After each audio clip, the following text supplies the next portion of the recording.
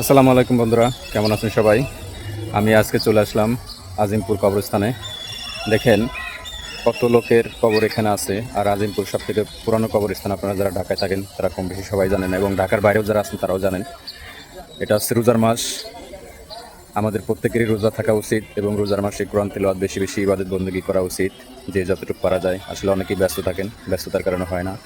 তো আজিমপুর কবরস্থান এটা এমন একটি কবরস্থান, এটা বাংলাদেশের পুরান ঢাকার মধ্যে এবং রাজধানী ঢাকার মধ্যে অন্যতম একটি কবরস্থান। এটা সম্পর্কে অনেকেই অবগত আছেন।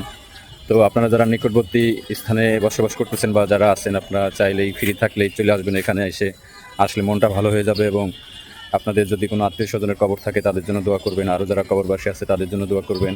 এতে করে দুজনের জন্যই লাভ হবে, ভালো হবে ইনশাল্লাহ। আমি মনে করি আমাদেরও একদিন চলে যেতে হবে। আমাদের থেকে অনেক শক্তিশালী এবং বড় বড় লোক ছিল, তারাও চলে গেছে। তাদের জন্য আমাদের দোয়া করা উচিত। তারা কেমন আছে আমরা জানি না। আমরা মুসলিম হিসাবে তাদের প্রত্যেকের জন্য দোয়া করা উচিত, যাতে করে আমাদের ভিতর থেকে যে প্রজন্মগুলো আসবে তারাও যেন আমাদের এই জিনিসগুলো দেখে শিখতে পারে, তারাও যেন আমাদের জন্য দোয়া করতে পারে। একটা সময় আমরাও কিন্তু থাকবো না। দেখেন এই বিল্ডিংগুলো কিন্তু নতুন হয়েছে।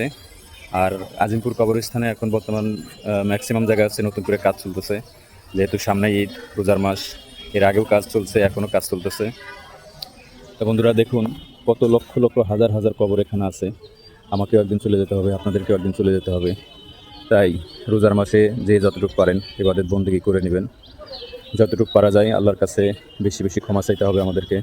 আল্লাহ যেন রোজার মাসে পবিত্র রোজার উসিলায় আল্লাহ যেন আমাদের জীবনের গুণাগুলো মাফ করে। আমাদের সবসময় আল্লাহর কাছে এই প্রার্থনাটা করা উচিত। আমার পিছনে দেখতে পাচ্ছেন, এটা হচ্ছে আজিমপুরের নতুন মসজিদ, মেয়র হানিফ মসজিদ। এটা কিন্তু আওয়ামী লীগ সরকার ক্ষমতায় থাকাকালীন যে তার পরিবেশটা কিন্তু খুবই সুন্দর।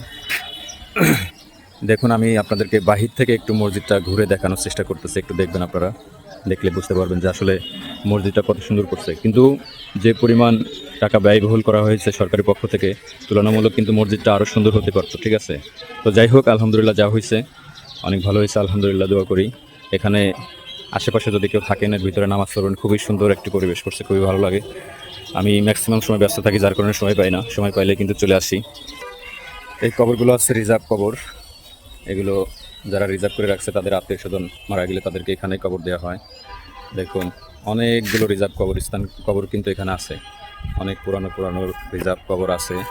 যাদের আত্মীয় স্বজন মারা যায় তাদেরকে কিন্তু এখানেই কবর দেওয়া হয়। কবরস্থান এটি এমন একটি জায়গা, এখানে আসলে যত খারাপ মানুষই আসুক থাকুক, তাদের কিন্তু মনটা অটোমেটিকলি নরম হয়ে যায়। তাই আমি মনে করি যে মানুষ যেই হোক, খারাপ হোক ভালো হোক, তার যদি হাতে সময় থাকে তার কবরস্থানে আসা উচিত, কবরস্থানে ঘোরা উচিত, কবর জিয়ারত করা উচিত। কারণ হচ্ছে আপনার যখন মনে অহংকার থাকবে, এই কবরস্থানে যখন ঢুকবেন, মৃত্যুর কথা যখন স্মরণ করবেন, কবরবাসীর কথা যখন স্মরণ করবেন, তখন কিন্তু আপনার অটোমেটিকলি যে অহংকারটা সেটা দূর হয়ে যাবে। এই অহংকার দূর হয়ে যাবে তখনই মনে করেন যে আপনার দিনের প্রতি, আল্লাহর প্রতি, আল্লাহর রাসূলের প্রতি আপনার তখন ধ্যান ধারণা বেড়ে যাবে, এবং ইবাদত বন্দেগীর প্রতি আপনার মন মানসিকতা তখন অন্যরকম হয়ে যাবে। তাই বলবো, যারা আপনারা এখনও রোজা রাখেন না বা নামাজ কালাম পড়েন না, সবাইকে কিন্তু চলে যেতে হবে। আজকে আমি আসি, কালকে থাকবে, কোনো গ্যারান্টি নাই। তাই যতটুকু পারা যায় ইবাদত বন্দেগী করতে হবে। তা না হলে কিন্তু যার যার কবরের হিসাব তাকেই দিতে হবে।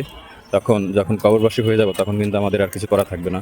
তাই সময় থাকতে আমরা নিজেরা এখনও যারা ভুলভাল পথে চলি বা অন্যায় কাজ করি এগুলো থেকে বিরত থাকি, যাতে করে আল্লাহর কাছে আমাদের হিসাবটা দিতে সহজ হয়। হিসাবটা আসলে দিতে পারবো না, তারপর যতটুকু অন্তত বলতে পারলাম যে আল্লাহ এটুকু চেষ্টা করছিলাম। তো বন্ধুরা সবাই ভালো থাকবেন।